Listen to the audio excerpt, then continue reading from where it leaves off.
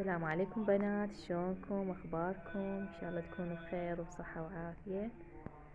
ان شاء الله نبدأ اليوم فيديونا. راح نسوي غدا، طبعا اليوم يمي اخواتي وراح نسوي غدا وياكم.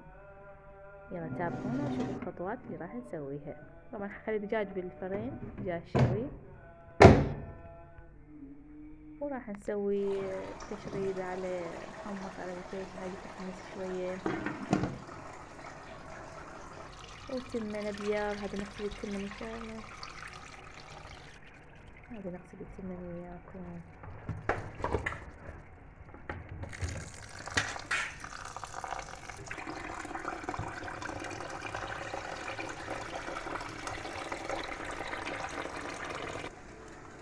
وهنا بنشيك على الدجاج، بعدين بالفرن بيكشكش. هنا نسوي الحلاوة الشعرية، وهنا التمن سويناه ما بقى له شي، هو مهدر. وهنا تشريبه ما بقى لها شي.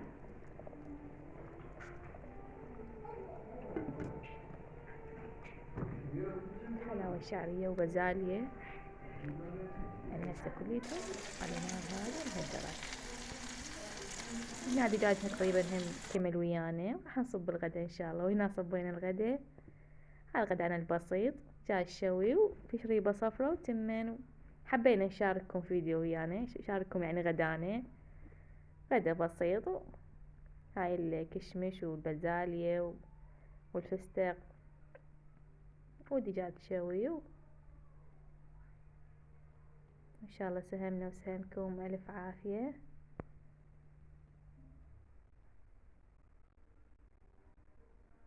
هاي خضورات والزلاطة والبصل على سماق، وهاي تشاينا شكل يعني من يشيل الغدا لازم الشاي. هاي تشاينا همات وياكم،